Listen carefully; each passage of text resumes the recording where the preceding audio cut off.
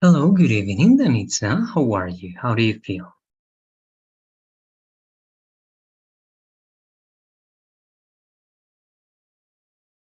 Is everything okay? Thank Hello, I cannot hear you very well, Danitza. Um, Okay, now I think. yes, no, Yes, I don't know why. I'm, I I'm believe that fine. yes. Okay, good. Not just that I just heard something, but I was not sure. Or perhaps you were just speaking like that.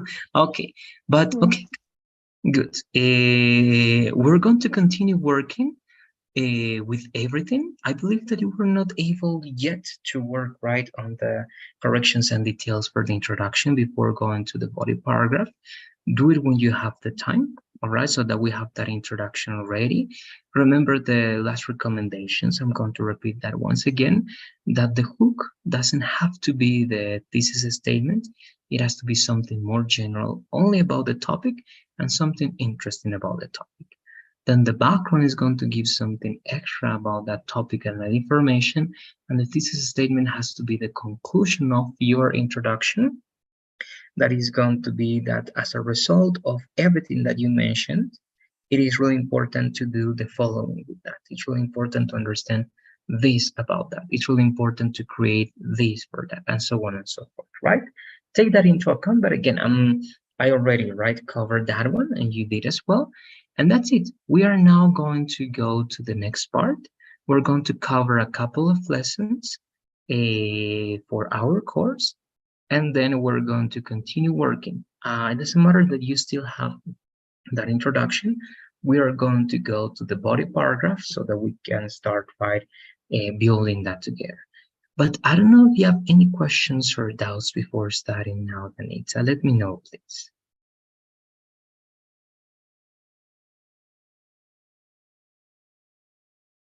No, I don't have questions. I'm sorry. I don't have enough time to try to even watch the video games. So No worries. No worries. Again, I know that you're with a lot of things to do over there, right? You told me. I hope you're okay. Are you okay? Were you able to rest a little bit on the weekend? Not that much. uh, yes, um, just a little. Mm. Just a little. All right. Okay, I hope this ends soon so that you are happy. Now you're not. All right, but Yes. all right. So let's try and then not to think on that. We're going to, or about that, and we are going to, all right, try to work here. Adjective clauses, we already covered them. We're not going to repeat what we know about adjective clauses. That's why, but we have something not new. I'm sure that it's something that you know, but we're going to reinforce. But as a summary or a review, we know that we use which for objects in general.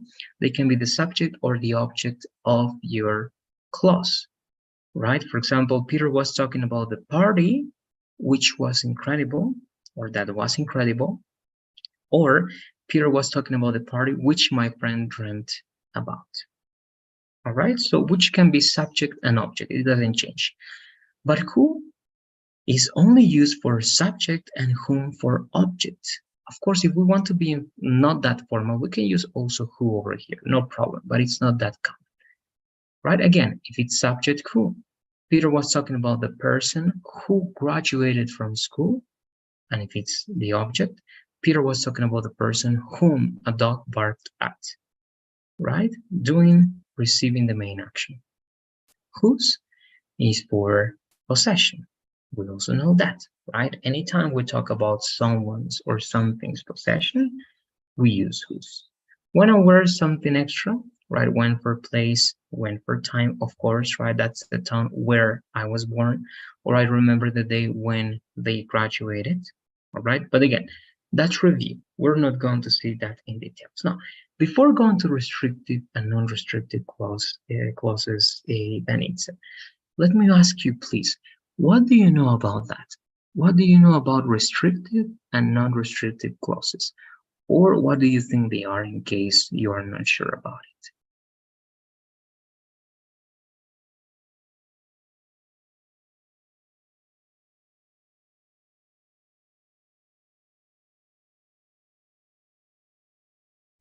I don't have idea. I mean, I heard about, but right now I don't have any ideas around me. All right, so let's then see those. All right, we're going to learn, or perhaps you're going to see them and you're going to recognize them. Okay, now, but first let me fix this because it's like this. But once you see the restrictive clauses, you're going to understand immediately what non-restrictive clauses are, because they are just the opposite.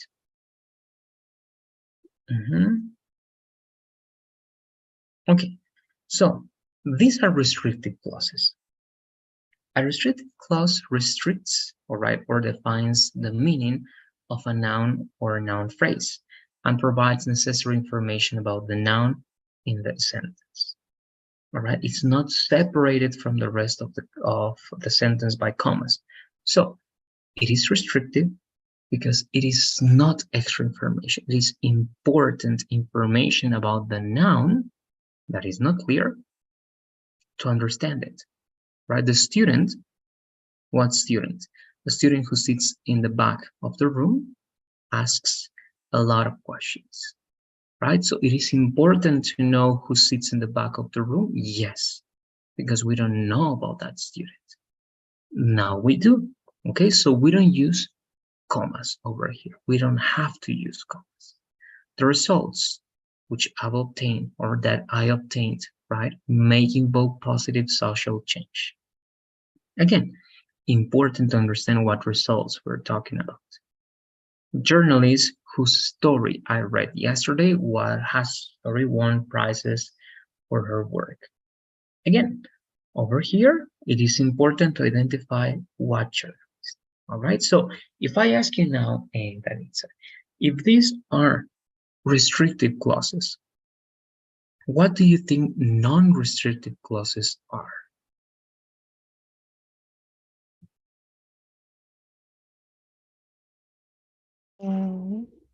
It's something that you can put between commas, something like that. Yes, good. And why? Why can we put it in between commas? If this is very important and it provides necessary, very important information, what about the information for non-restrictive clauses? Is it necessary? Not? Is it extra? Not? What do you say? Extra, that's sort of information. Yes, it is something extra. It is not necessary, but you decided to use that information to give something else about that, but it's not necessary to identify the noun. All right, let's go to it. Thank you, Danitza. This is the one, right? So it says, a non-restrictive clause adds additional information to a sentence. It is usually a proper noun or a common noun that refers to a unique person, thing, or event. That's important. That's very important to use these commas. It uses commas to show that information is additional, right? The commas almost act as parentheses within the sentence. Okay, now this is very important. Anytime you use commas with adjective clauses, you never say that, right? You must know that. If you say Minneapolis, comma, that's incorrect every time, right? So here we use commas. Why? Because Minneapolis is a proper noun. We use which I brought less than a year ago because it's my printer, not any printer, not a printer. It's my printer. All right, it's unique. And also David Gilmour, right, my favorite guitarist, it's also there because it's a proper noun. Right, so we know that it's a logic related to the other one, and they are right opposites to one another. Here again, we have to use the commas. It depends where the noun is located. The commas can be right in between, so they separate the idea, or at the end, because this main unique element is at the end, right? But that's it. Those are restrictive and non-restrictive clauses, but I really want to practice this. But first, again, I don't know if you have any questions about these two, so that we can go to our document and practice a little bit then. So let me know, please. Yes, and you put emphasis in the printer, which is my printer, so it's important to, I don't know, to express non-restricted, I don't know, clauses that the idea of unique has to be present. I don't know if you understand. The idea with the printer, you don't understand why with my printer we use non-restricted? No, I want to understand why it's important that the printer is unique. It's your printer or something like that. It's which I bought because it's unique. This or something like that. Yeah, exactly. Remember, as this is non-restrictive, all this is optional. This is just because you decided to give extra information about it, right? If you say I had to fix my printer, that's it. If you say this without a comma, that will be kind of incorrect. Actually, it depends on you, but it will be kind of incorrect because using actually not using commas with proper nouns and possessive adjectives, it is also considered a grammatical mistake. All right, now, which I bought less than a year ago, it is just like a comment that you're doing over there, that you can put it there if you want, that you can take, well, drop it out if you want as well. All right. It is not necessary at all, but you believe that that information can be interesting for the person you're talking to. You believe that you want to make a conversation, and that's why you say this, right? I had to fix my printer, which I bought less than a year ago. You know, I think those printers, they don't work, right? That brand is very bad. So you start giving elements about something else, but again, that is not important. And if you are saying this or any adjective clause after my printer, after my father, after my car, after my whatever, my book, it is not because you need it. It is just a random reason that you got and you decided that it was interesting, all right, to give that extra information. But again, that is not important. It is not important to understand what element you're talking about, right? Because it doesn't matter here that I don't know what's the population of Minneapolis. I don't care actually. So this is option. I can simply say Minneapolis is the largest city in Minnesota, but I'm using this extra information to explain a little bit more or to make the other person understand how large it is. All right. This, again, it's a random adjective clause. Why would we say which I bought less than a year ago? Again, because you want to have a conversation, because you want to state a point, right? And you want to say, I think these printers don't work, they are not good, right? Or any other reason that is not important. And here, right, I was talking about David Gilmour, and I'm telling you this because I believe that I wanted you to know this information. That is not important. It can be important perhaps if the person doesn't know, of course, but it's enough if the person looks for David Gilmour and is going to find information about it. All right. Again, perhaps I went right out on the branches, but I wanted to mention all of that just to say again that this information is not necessary to identify. It is up to you. It is up to how unique the element that you're using over there and well is there. But again, it is weird the case, Danitza, just to finish with this, in which you don't need a comma over here. When it is necessary, when grammatically speaking, and again, these are some rules, you can break those rules. When is it okay not to use a comma here? When you have a lot of brothers, okay, brothers, right, male, and you're only saying my brother, right? Hey, that's my brother. But right, which brother? You have two, you have three brothers, right? Then in that case, it would be quotation marks okay not to use the comma, but actually, grammatically speaking, the best option is always better to use the comma with a possessive adjective. But now the extra information after the comma is now justified. And you have a very good reason to give that extra information, because in this case, it can still, right, produce confusion. And it can still be something that needs to be identified, because you say my brother and you have three brothers. But again, if you want in that case, you don't use the comma, but my piece of advice, still use the comma, but you are only justifying in a very, very good way why you're using this information over here. Okay, sometimes it's going to be interesting. Sometimes it's going to be just something that you're mentioning because that came to your mind. All right. Or sometimes, as in the case that I mentioned, it can be important, but those are going to be exceptions only. All right. That's the way in which you can think those, well, these non-restrictive clauses and when and what to put in that clause. All right. I don't know if you have questions, if that helped a little bit, or if you have any comments, Danitza, let me know, please. Yes, I remember the example about the brothers, so yes, I know. All right. Okay, good. Now let's work please on some examples, Danitza. Let's go to our document on Google Classroom. Yes, you're here already, I believe. Yes, you are.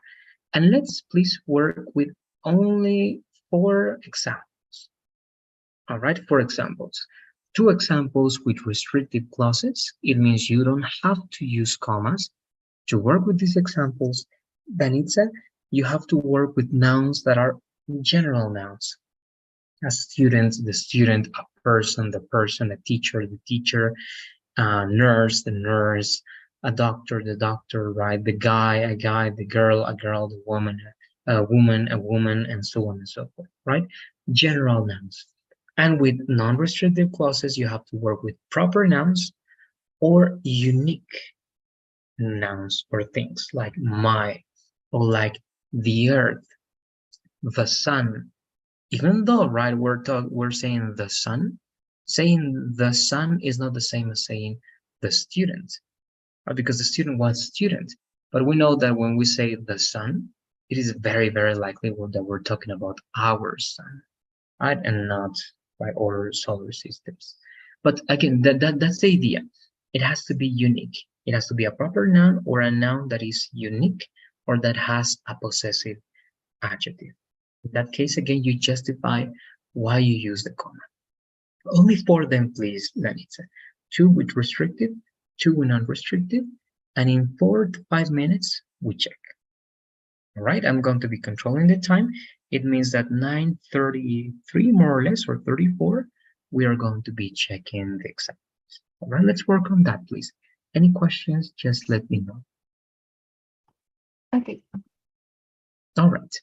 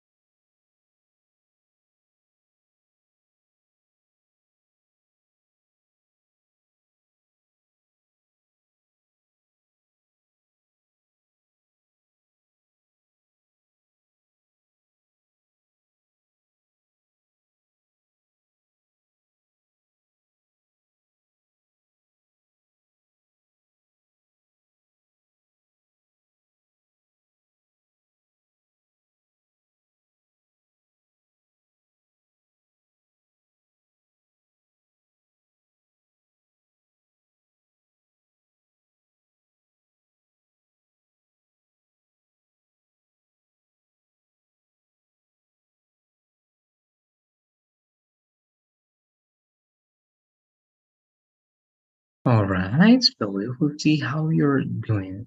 It's 33. But again, if we need more time, we're going to give it. All right, let's finish at least one for the other one. All right, let's finish that one. One more, and we'll check that. Okay. Don't try to do some multitasking. Denise, I try to finish that one and we check. All right, let's give ourselves until 9:37, more or less, 36, 37, and we'll check. All right, at least 3. If you got the 4, that's going to be perfect.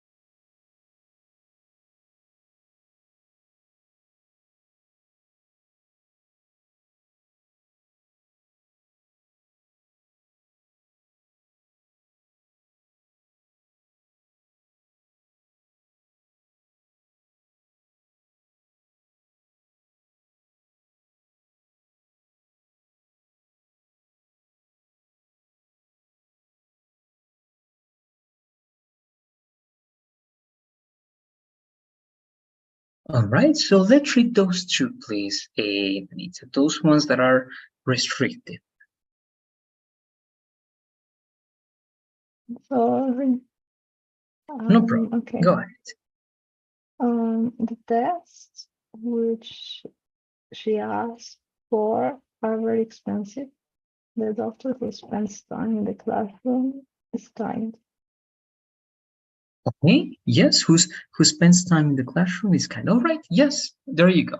That's it.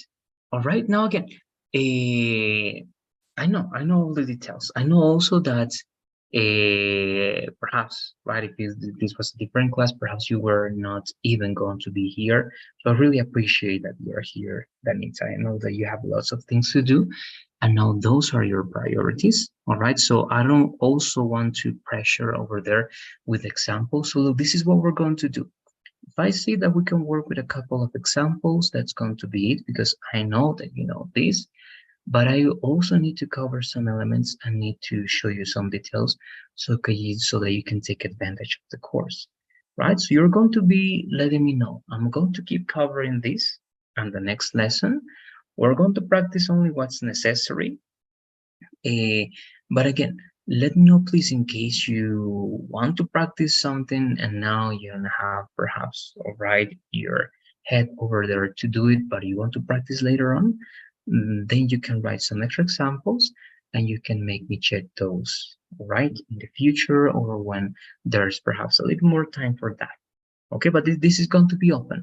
I don't know how you feel with this, I mean, with these two elements that we just covered, restrictive and unrestricted clauses. Do you feel that it's some practice over there? We're not going to practice anymore here, all right? But how do you feel with them? Do you understand them? Do you think that you can work with them? Do you have some difficulties? Let me know, please. Okay. No, I don't have questions. I think are very easy to apply. Just right now, I don't have any ideas. Yes, I understand. That's why, again, I appreciate that you're here. I know that perhaps even now more than before, it's hard to think of examples. So no worries. Okay, just let me know. But it is good. If it is clear, then we are good. All right. Let's go then to the next lesson. That was this lesson. It was just review of that one. You have extra elements to check, but that was it in general. That is it. All right. So let's go to the next one. And in the meantime, no, I mean, let's go to this one that is going to be important. Phrasal verbs. um, yeah. Yeah, tell me, Anita. So what about emphasis? What was it that? Okay, we can go there, but look, this is just for speaking. Oh, Look, yeah. emphasis is this, right? She likes pasta. She does like pasta. The only ones that you need to practice for emphasis are a simple present and simple past, because the other ones are just a stress that you give to the verbs, to the auxiliaries, or to the modals, right? For example, what's the emphasis for I will go to the party? It is I will go to the party, right? Just will. We put emphasis over there. I would like some, right? It would be I would like or I would like some. It depends, right? So emphasis is just what you do in Spanish. You give some extra stress to some words, all right? That's why this is a theoretical lesson on Pearson, but this is more practical. I would have put this in the pronunciation section or speaking section, all right? Why? Because of that. But the only grammatical thing that here you have to practice, but you mentioned this and I believe you used this once, that's why I didn't open this one, is using auxiliaries. All right, using some auxiliaries in the simple present and in the simple past. Right, for example, how do you say emphasis, Danitza? If my idea is i I called you, I called you, what is an idea using emphasis in that sense? Mm, Called is like past, right? Exactly. Correct. So you have to use did, something like that. Correct. He did call me or something like If the sentence is I called you, but the emphasis in English is not I called you, right? It would be I did call you, that. right? So anytime you use the auxiliary, you use then the base verb, right? So that's just to show emphasis. If someone tells you, right, it's okay if you didn't call, right? I know that you didn't have time, but the person can say, I did call you. I don't know what happened. I called you many times, but something must be wrong, right, with my cell phone or your cell phone or something like that, right? So it's just emphasis on something that you do in present with the simple present or that you did in past, right, for the simple past. Again, if you want to put emphasis and you say, I love, I don't know, right, rock music, right? And someone tells you something like, I don't know, right, but I actually I don't believe, right, that you love that much. You're always listening to other types of music, right? And you can say, yes, I listen to everything, but I do love rock music. That's my favorite one. And if I have to listen just one type, I would listen to rock. All right. So again, you're just putting emphasis on something and you want to make clear, right, to the people, because you're saying this to a specific group of people or to the person to whom you're talking, that you really do that activity, that you really did that thing that you mentioned. All right. But that's it. The example again for past is I studied for the exam. Someone tells you what happened, right? I believe that you didn't study, and you say, I did study for the exam, but I felt nervous. I don't know why, and I forgot everything. But I did study for a long time. All right, that's the idea. That's the everything that you should learn over here. All right, and again, as I told you, some of them, because I checked first, I don't open them because they are on Pearson and they sometimes are just like this. The ones that I believe that need, all right, some extra explanation from my part are the ones that I usually show. Why? Because I want to use also some of the extra time to keep showing you those right presentations. If I were to open all of these presentations in detail, it would be really hard to work on something extra. But again, sometimes I believe that it's going to be the case. But that's it. All right. This lesson was about that, Denise. I don't know if you have any questions about that. No, I don't have questions. Thanks. All right. Now you're welcome. Now, there you go. That's it. And again, if you analyze the rest of the presentation that is in the course that you are in, it is just using the stress as we do in Spanish, right? I am sure, I have, but I will do it. So as it is more, again, pronunciation and speaking exercise than grammar, that's why. But you have more examples using the simple present tense and simple past tense to be sure that it is correct. The formula, just in case, one example in a video that you can watch when you have the time, a very short one, and then extra practice. All right. So with that, we go to phrasal verbs. And this, I believe, is very important because we have to reinforce the knowledge on them.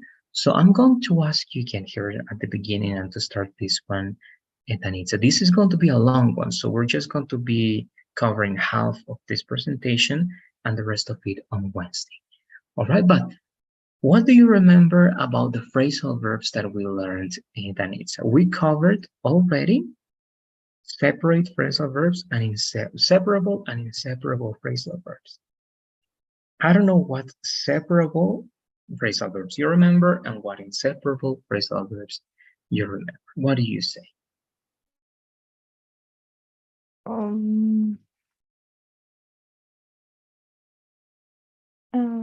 Separate phrasal verbs.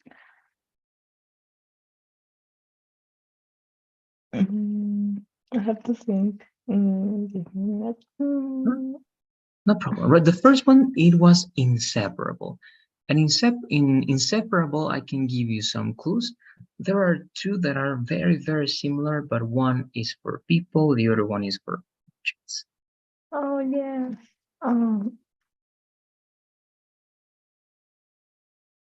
So what do you say? What are those?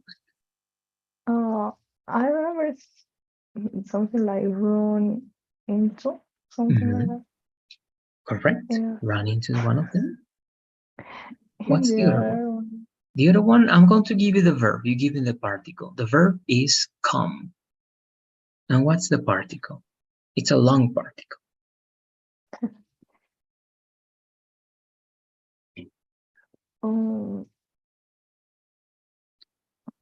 And that's for things, right? And as you are thinking, remember, run into is for people, right? Yeah. Yesterday, I ran into, I don't know, right? Someone, right? It can be my friend, my best friend, and we had a long conversation, right? It was by accident, so it was not on purpose. And come, across. Exactly. You were cheating. Were you cheating, Danitza? Yes. Okay. I'm going to do that just for today. Okay, come across, right? So that's for objects.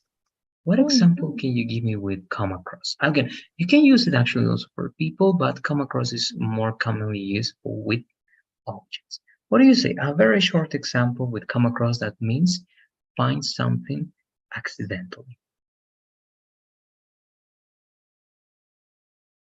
Mm.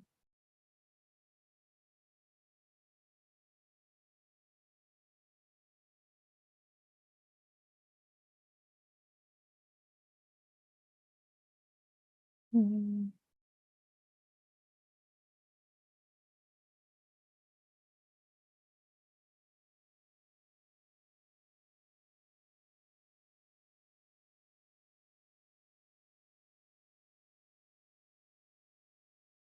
Um, um, okay, I could say something like she came across with a new Taylor Swift album, something like that. Okay, it is good. The only little mistake, remember, you don't use other prepositions, just the phrasal verb, the verb plus the particle, but no other prepositions. So without with, right? So it's going to be she came across directly, right? The new right Taylor Swift's album, right? That she bought some weeks ago, and she was not finding, right? But it's good. It's correct. Just remember, no other prepositions, just the particles that you got over there. Good. There you go. What else? There is one. How do you say review as a phrasal verb? Okay, you can cheat a little bit. I don't have, I just have my posits. I don't have other phrasal verbs here, so I think I don't know the answer. All right. To review, all right. Again, this is important. That's why I'm saying this with you. Is to come or to go over. All right, it is over here. Or to go, yeah, over there. I'm going to. Okay, the last part over there is not important. So go on. That's easy, right? What's go on? Mm. Mm.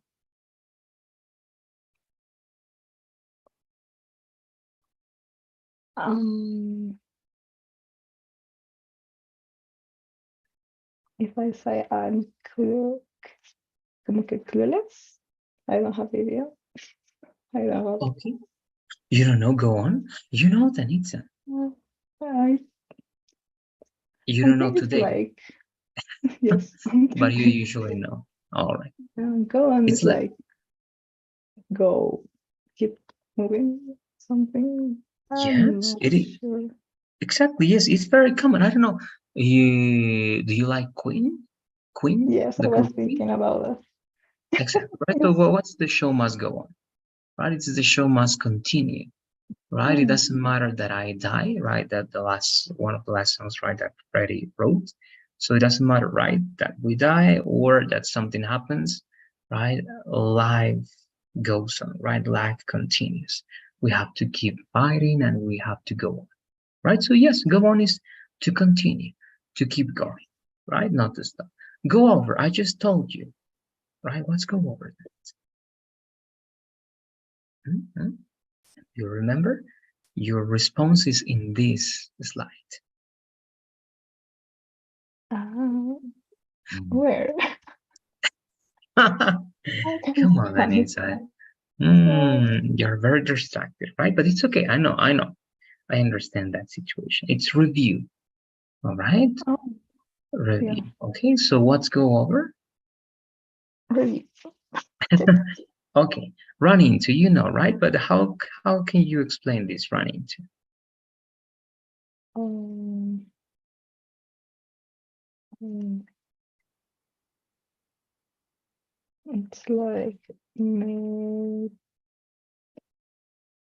accidentally with a person you didn't expect. Yes, Mm. yes, it is correct. To find someone or to meet, right, someone unexpectedly by accident, it was not planned, right? Correct. Come across, we just mentioned that, right? It's the same. Find something unexpectedly or by accident. This is for things. Get off. What do you say get off, get on? They are used in the same situation. Get off. It's like disappear something. Right? Just get up, just disappear. Can be, yes, yes. It's also to sometimes when you write, say, someone write to exit a place, it can be also in that case. But if we talk about vehicles, what are the two phrasal verbs we get that we use? One of them is this one, right? With vehicles. Get off is to exit a vehicle. That's the most common usage, right? To get off is to exit a vehicle, and to get on is to, right, enter a vehicle, but only get on when it's a big vehicle and get in when it's a small vehicle, right? So you get in a taxi, you get in a cab, right? You get in a sedan, for example, or a sedan, but you get on a bus, you get on a train, you get on a boat, you get on a plane, big transportation. All right, so get on, get in, get off. Those are mainly used to talk about the interaction that you have with vehicles or transportation. All right, take that into account. Don't forget. We'll try. Okay. All right, this is the definition. Let's read the definitions.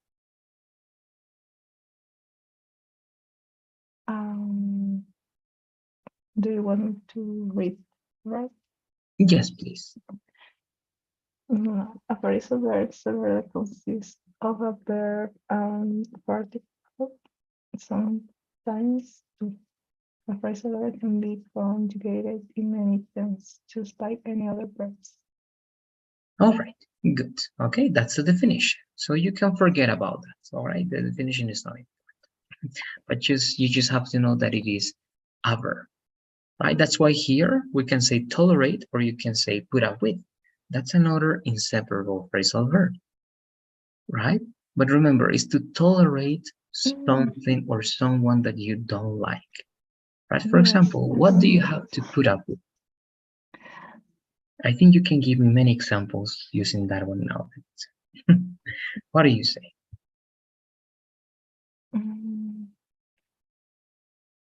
I put up with mm, mm. I can use my, right? Here I put up with my projects, something like that, or my, not boss. No, I put up with many of my projects, something like that. I don't know. Yes, yes. If it's present, right? I put up with. That's a general thing. That's a description that you're giving. If it's a general description, correct, right? If it's more of a thing that you have to do, you can say, right? These weeks, right? I have to put up with all my projects, right? I have to put up. It depends on you, or I must put up with my projects, or usually, right? Usually, I put up with projects that they give me, right? So you don't like those projects, you don't like actually the interaction they have with them, but you have to tolerate that interaction, right? So yes, it is good. Any object, any idea, any person can be used after put up. All right, so it is good. Go over, review, we know that, and run into to meet someone unexpectedly, right? But this is just to show you that they can be used in present, future, past. It doesn't matter, it is possible. Now, again, we have separable and inseparable ones, right? The inseparable ones, of course, they are not separated. But again, we're going straight right forward to the point. These are the ones, and again, just to try to, we're not going to memorize that right in one class, two classes, but at least by reading, all right? Again, of course, it depends on your emotional status, but let's try, or let's try to make some of these phrasal verbs be there, Anita, and let's see if you're going to be able to remember some of them. Here we now come across So that's not going to be important here. We're going to read a back out of and count on, please. Back out of, fail to keep a commitment, decline back out of the deal at the last minute.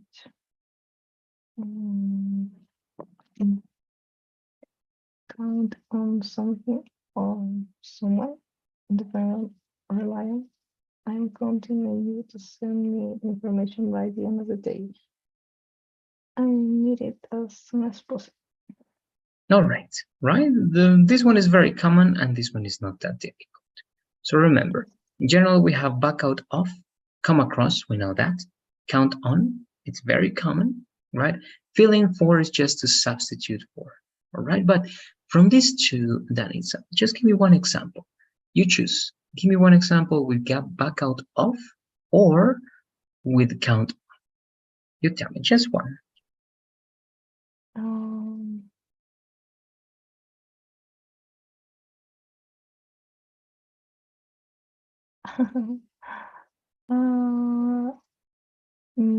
With count on, could be, it's a song.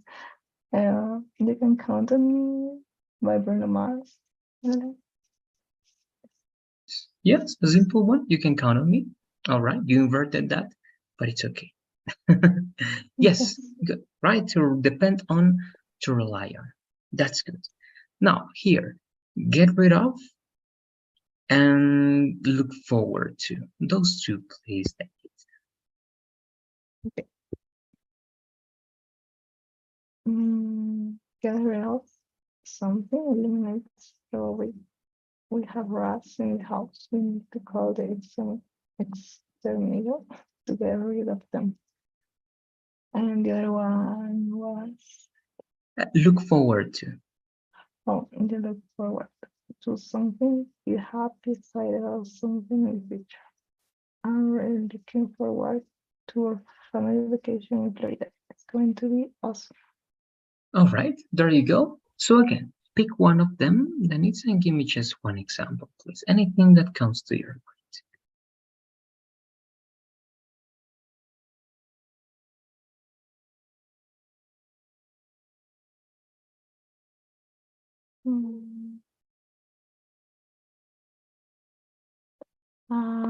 We look forward to. All right. Also something I'm really looking forward to meet your family in Virginia. Okay, right close to that one, but just one detail. Remember, you said I'm really looking forward to meeting your family, right? Or to meet. I think I used to meet. Exactly, right? So it has to be meeting, right? Why? Yeah. Remember that in this case, to, as in be used to is not infinitive, it is a preposition, it's a particle, right? And when it is a particle in those two cases, we use the just. Okay, sorry. Yes. Okay. All right. It's good, but good. You remember, right? You remember, you have it there. It's just practicing. Great. Let's go to the next part. Okay. Put a with, you already work with that, run into as well. So here, settle on and take after. Those two, please. Okay. Settle on something, decide on, choose. I was debating what type of fitness class to take, and I finally decided on yoga. Take after someone, or someone looks or personality. She's very friendly and extroverted. She takes after her mother. There you go. Perfect. So again, my recommendation mainly, remember that a common mistake here is that they want to make a similar translation to Spanish, and sometimes people say she takes after to her mother. All right, but we don't say to, we never add other prepositions after these elements. Okay, I'm mentioning that because it came to my mind that in 90% of the cases, right, people make mistakes with this phrasal verb over here. Okay, but remember that everything is integrated. Everything that you say in Spanish is already part of these phrasal verbs. Okay, so we never add any other particle or any other preposition after these elements here, unless it is a new phrasal verb, because we have phrasal verbs of 3 particles, right? But that's something else. But what do you say? Here the same, please, Danitza. Settle on or take after. You choose. Just one example, please. Mm,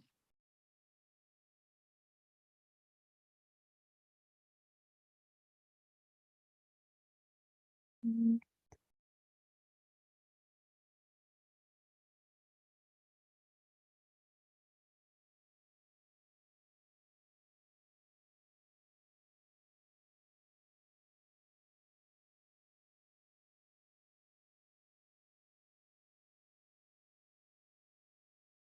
mm. I was gonna say something like I had to decide to what present. I don't know what kind of present will be good, so I choose the cheapest one. Something like But using which one you then? But you're not using the word, right? You have to use settle on over there. that. So I can say I finally settled on the cheapest one. Okay, yes, yes, you're telling something in the past, right? So you can say everything in past, right? Instead of have, you can say, right? Last week I had to choose, right? Only one present. I have a big one that was great, and then a small one, but it was cheap, right? I didn't have money, or I didn't have enough money, so I settled on the cheapest one, right? Or the cheap one. So yes, it is good. It is valid to say settle on in that case. Last choose or decide on something. Good. And mainly because you have options, right? Now, but I want to ask you this. I know it's not part because let me check. I think we only have one more. Yes, because the next part is going to be on Wednesday. All right. But I want to ask you this, Danitza. Danitza, who do you take after in terms of personality and in terms of look? Do you have any relatives or your family, I mean your main family, that you take after? Mm, I could say my mom. Okay. In what sense? Physically, in looks, or in personality, or in both? Personality, I think. All right, personality. And in terms of looks, is there anyone or no? Or you are very different? I don't Perhaps even it know. can be to one of your siblings, or even sometimes, right, it's just a relative that you have similar eyes or similar, I don't know, traits, right, physical traits.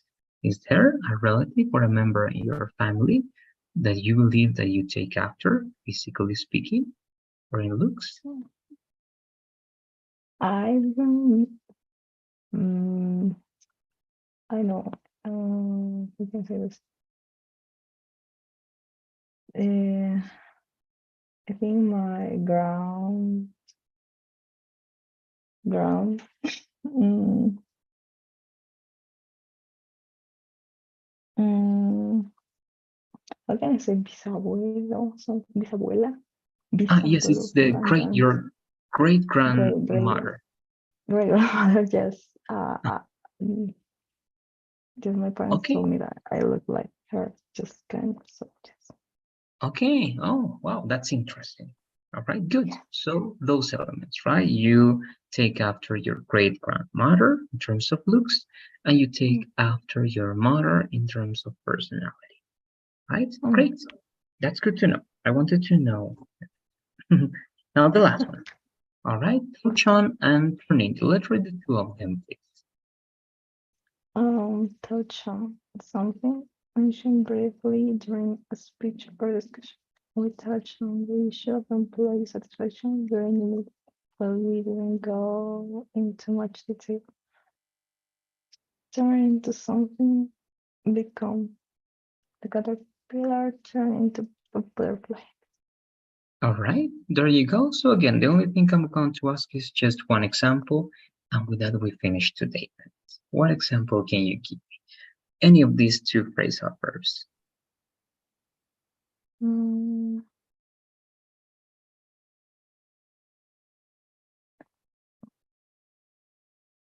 I could say something like she turned into someone I didn't know. Yes. Yes, It doesn't have to be something concrete or literal, right? It can be metaphorically speaking or in terms of personality, right? Because it can change. So yes, he became, right? Or she became, or in this case, she turned into, right? Someone that I don't know or I didn't know, right? So yes, it is possible. Correct. There you go. That's it. On Wednesday, we're going to keep working with separable phrasal verbs. Is the next part of the presentation. Now that's going to be it. I don't know if you have any questions, any comments, or anything before finishing. So let me know, please. No, I don't have questions. Thank you for understanding. No, No, come question. on. That's the least I can do. I know when I'm like that, I'm also like, I don't know how people put up with me. Yes, so you're good. Um, Thanks for being here. And I totally understand. All right. So you have the poll over there. Again, I hope that in a certain way you can give that time for yourself. I know you have a lot of things and perhaps it's going to be until next month, but it will be good. All right, in a certain way, or you find something that makes you forget about those things, at least just for some minutes. Sometimes that's enough. But sleeping for some hours or for some time, doing something or watching something or listening to something also that makes you just for, again, a short period of time, that also works. And it's good for you, all right? It's not good to be with all of that the entire day without a single minute of that relieving what you got over there or make you feel in a different way. All right, I hope you got that. Perhaps you do. That can be sometimes it's intimate, private, but if you got it, that's great. If not, I hope you can look for that because that's going to help you deal with this. It's not good that you're just like that. All right, I just wanted to mention that, Danit. Thank you, Lily. All right, you're welcome. Have a good night. See you on Wednesday. All right, See you on Wednesday too. Bye bye bye. bye. Good night.